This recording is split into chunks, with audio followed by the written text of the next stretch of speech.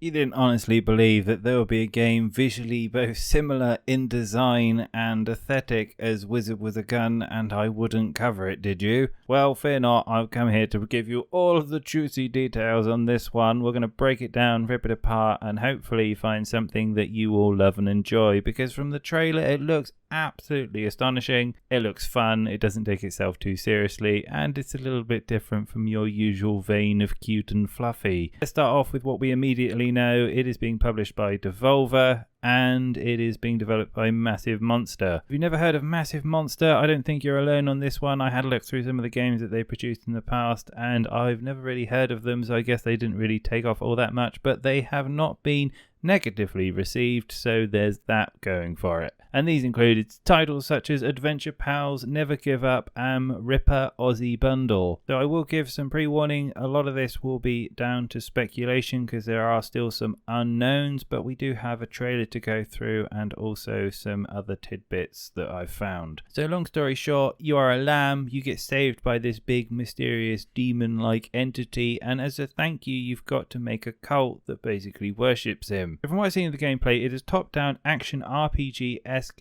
style game, a bit like Don't Starve, a bit like Wizard with a Gun, a bit like Zelda, and it's portrayed through a very vibrant, colourful, almost hand-drawn style of detail. So the game entails elements of base building, action RPG as we've mentioned before, boss fighting, and also survival elements, because there's also harvesting that you need to do to build your base at home. So as part of your job as the cult leader, you have to destroy the non-believers. So there are opposing cults that have different looks and themes to them, and you've basically got to sort them out and stop them from stealing all of your own cult followers. It is understanding that fighting these cult leaders are what forms the levels of the game. I don't think it is a true survivor game in the sense of Don't Starve and Wizard with a Gun. But again, I look at the game and I see that there are harvesting elements. You have to chop down trees to get wood to build your buildings, so it could be a mixture of the two. And if I was a betting man, I'm probably going to hedge my bets on that situation. So although you've been saved by this big dark entity, you've also got to keep them happy. So to do this, you have to perform various rituals. You can see that like people getting sacrificed throughout the trailer. But additionally, you also have to give sermons to your flock. So you've got to keep them believing in the great dark entity. And it's the mixture of action RPG elements and the whole base management and cult management that absolutely love and keeps me really interested in this. If you have a look at the village, you can see things like there's a cooking stand, so I guess you have to feed your survivors. There's also little homes, so I guess you've got to build buildings for them to live in.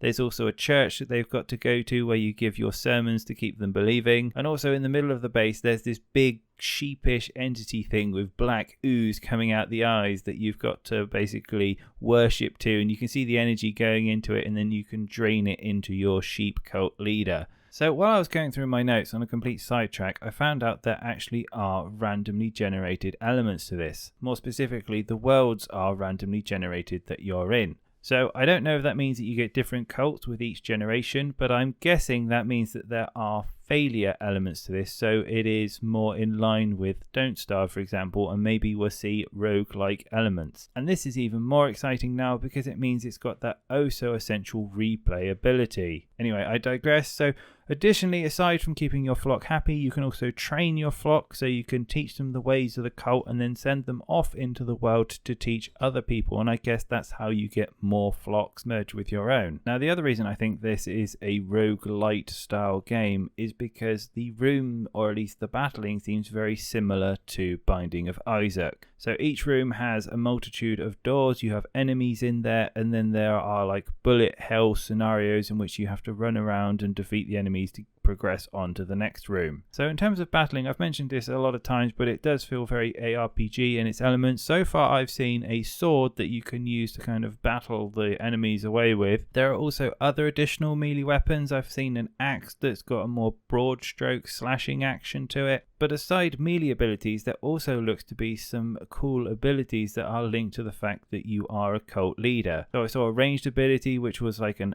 eye beam kind of attack, but another one was also this big lined tentacle Cthulhu-like attack that basically shot out the ground and then reached over the screen. And I have no doubt that we're probably going to see more of these as the game progresses and you do things with your cult and you get more unlocks. There are a huge diverse amount of biomes and fun looking bosses as well, I think, that you can go up against. So far I've seen 3. One is this giant super plant monster beast. The other one was this really big frog that everyone's worshipping around and they're channeling his energy and he turns into this hideous kind of like teeth, plant-mouthed, eye, spider, frog thing. It just looks awful and cute at the same time. And the last one was literally a giant spider, and I don't know if it was a sub-boss or something, but again, it looked absolutely hideous and great in the kind of hand-drawn, cute-esque style that this game portrays. So this is all the information I have on this game at the moment. It looks absolutely fascinating. Personally, I don't think I have seen a game like this for a very, very long time that mixes, cute children's drawing styles with pure horror, but it looks like it's going to be something special and it will be released in 2022. I will endeavour to get more details on this as they come out, but for now, have a great week everyone. Do hit that subscribe button if you've enjoyed this video, and yeah, see you soon and take care.